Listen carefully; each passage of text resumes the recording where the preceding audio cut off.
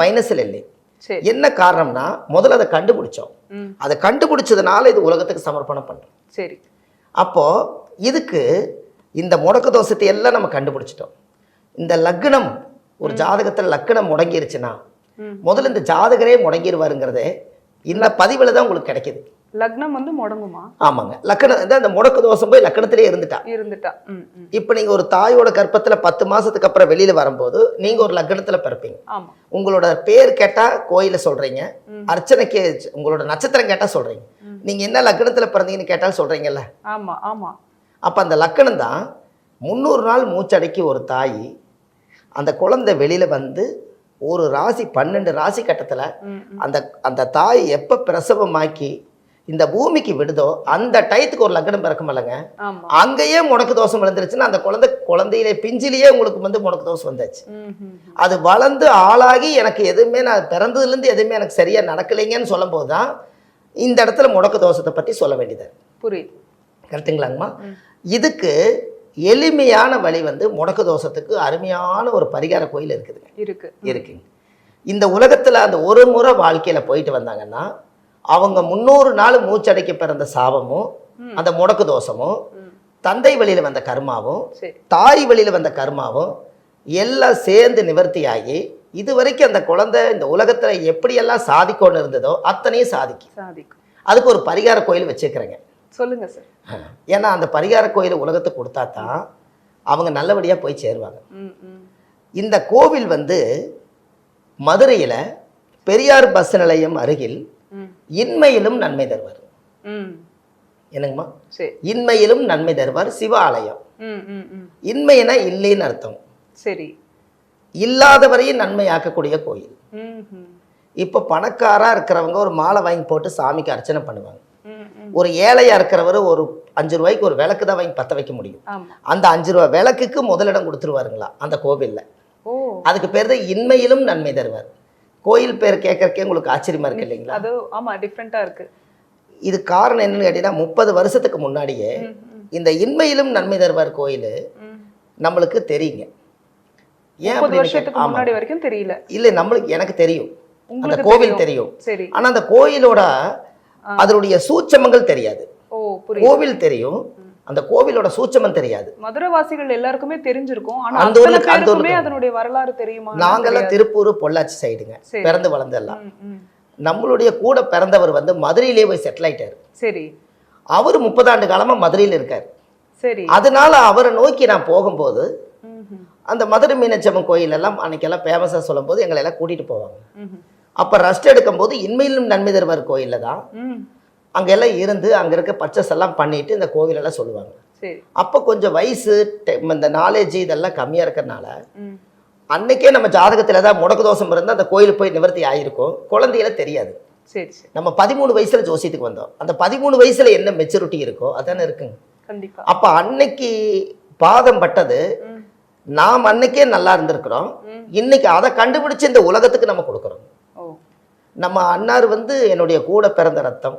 அவர் அங்கதான் இருக்காருங்க, மதுரையில தான் இருக்காரு. நாகமலை புதுக்கோட்டைங்கிற ஊர்ல பாரம்பரியமா அங்கேயே போய் வாழ்றாரு. அங்க இருக்கக்கூடிய வாழ்க்கையை அமைச்சு வாழ்றாரு. அவரை நோக்கி போகும்போதுதான் எனக்கு இந்த கோவிலே கண்டுபிடிச்சோம்.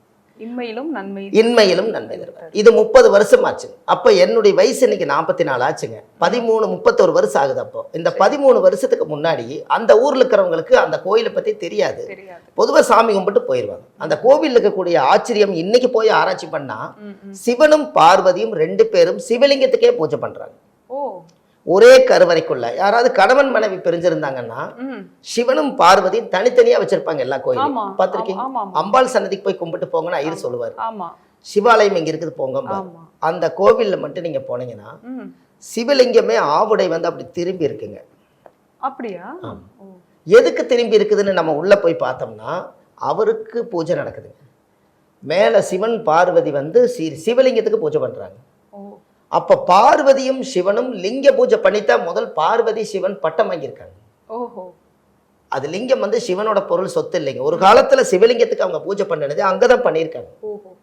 அப்போ மதுரை மீனாட்சி அம்மன் கோவிலுக்கு 700 வருஷத்துக்கு மூத்ததுங்க. அதோட ஹிஸ்டரி எடுத்து பார்த்தா அந்த மீனாட்சி அம்மன் கோவிலை விட இது பழமை வாய்ந்த கோயிலுங்க.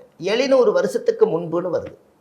பூலோக கைலாசம்னு நெட்ல சர்ச் பண்ணீங்கன்னா, இன்மையிலும் நன்மை தருவார் கோயிலை கூகுள்ல போய் சர்ச் பண்ணீங்கன்னா, அந்த கோவிலுக்கு ஆதி காலத்துல அரசர்கள் காலத்திலேயே இன்டர்நெட் உலகம் பிறந்த போது பூலோக கைலாசம்னு பேர் வச்சிருக்காங்க. இப்ப நீங்க சர்ச் பண்ணாலும் அது அப்படித்தான் வரும். அப்படிதான்.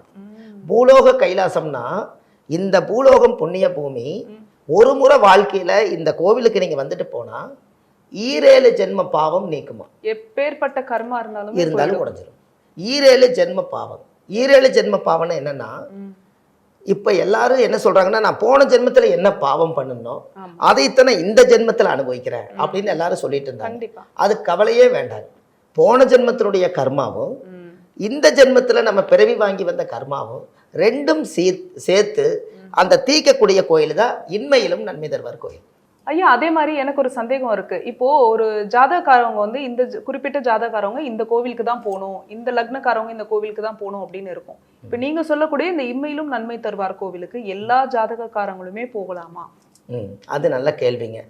இப்ப எல்லா ஜாதகக்காரும் போலாமாங்கிறதுக்கு ஒரு அர்த்தம் என்னன்னு கேட்டீங்கன்னா, இப்ப லக்னம் முடக்கு தோஷமா இருந்தா நம்ம கண்டிப்பா அந்த முடக்கு தோஷத்துக்கு இன்மை நன்மை தருவார் கோயிலுக்கு வாழ்க்கையில ஒரு முறை போகணும்னு சொன்னேன். ஆமா.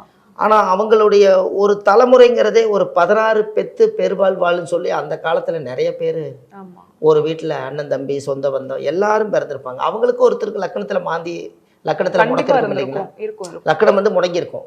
அப்போ 7 ஜென்மம் பாவம் நீக்கும்ங்கிற ஒரு கோவில் வந்துட்டாலே கண்டிப்பா வாழ்க்கையில இப்ப நம்ம காசி போகணும்னா பெரிய பிரயாணம். ஆனா 7 ஜென்ம பாவங்கிறது போன ஜென்மத்துல நம்ம என்ன பண்ணணுங்கிறது யாருக்கு தெரியாது. காசிக்குமே எல்லாருமே போலாம்னு சொல்லுவாங்க. அதே மாதிரி நம்ம தமிழகத்துல இருக்கக்கூடிய இந்த கோவிலுக்கும் எல்லாருமே போலாம். ஆமா. என்ன காரணம் கேட்டீங்கன்னா, இந்த கோவிலுக்கு லக்கணம் முடக்கிறவங்க கண்டிப்பா போயிட்டு வரட்டுங்க. அவங்களோட பலன் வந்து வேலை செய்யும். அவங்கள வந்து இந்த விலங்கு அவுத்து விட்ட மாதிரிங்க. அவங்க ஒரு சிறையில் அடைச்ச மாதிரி தான் இந்த லக்கணம் முடக்கு. அவங்களுக்கு ஒரு ஆயுள் தண்டனை மாதிரி போட்டிருப்பாங்க இல்லைங்களா, அந்த தோஷம் வந்து உடையுது.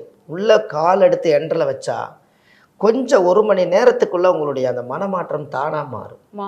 இந்த கோவிலில் இருக்கக்கூடிய அந்த நிகழ்ச்சிகள் எல்லாம் அந்த காலத்துல சித்தர்கள் எல்லாம் யூகிச்சு தான் அந்த காலத்துல கிட்டத்தட்ட நமக்கு தெரிஞ்சே ஒரு 5000 வருஷம் சொல்றாங்க, 3000 வருஷம் சொல்றாங்கன்னா அதுக்கு பின்னாடி எல்லாம் அது என்ன குறிப்புகள் நமக்கு இன்னும் தெரியல. ஓலைச்சுவடி அதுல இருக்கிற ஓலைச்சுவடிகளே பாதி காணாங்க. ஹிஸ்டரி எடுத்து செக் பண்ண அதுல பாதி காணாம். அந்த லென்ஸ் எல்லாம் வச்சு கொஞ்சம் கொஞ்சமா பார்த்து கண்டுபிடிங்கன்னு கிடைக்கும் போது இவ்வளவுதான் கிடைக்குதுங்க. அப்போ அந்த பூலோக கைலாசம்னு சொல்லும்போது நம்ம ஊருக்கு நம்ம இந்த தமிழ்நாட்டுக்கே கிடைச்சது பூலோக கைலாசம்னா, யாரெல்லாம் காசி போக முடியலன்னு நினைக்கிறீங்களோ அவங்க எல்லாருமே காசி போகலாம். அந்த காசி போறதுக்கு சமம்ங்கன்னு. புரியுது. யாரெல்லாம் காசி போகணுமோ அவங்க நினைச்சிட்டு இருந்தவங்க காசி போக முடியலன்னா இந்த பூலோக கைலாச கோயில் தான் இன்மையிலும் நன்மை தருவார். அதுல ஒரு விஷயம் என்னன்னு கேட்டீங்கன்னா, இந்த மூதாதிகள் எல்லாம் போன ஜென்மத்துல ஏதோ பண்ணிட்டாங்க, அதனாலதான் நம்மளுக்கு கர்மா வந்துச்சுன்னு சொல்றோம் இல்லைங்களா, அவங்களுக்கு அங்க ஒரு பரிகாரம் ஒண்ணு மிகப்பெரிய அசுர வளர்ச்சியான ஒரு பரிகாரம் ஆதி காலத்திலேயே இந்த வேலை செஞ்சிருக்காங்க. நம்ம ஆதிகால பரிகாரங்கிறத நம்ம பிராண்டா கொடுத்துருக்கோம்.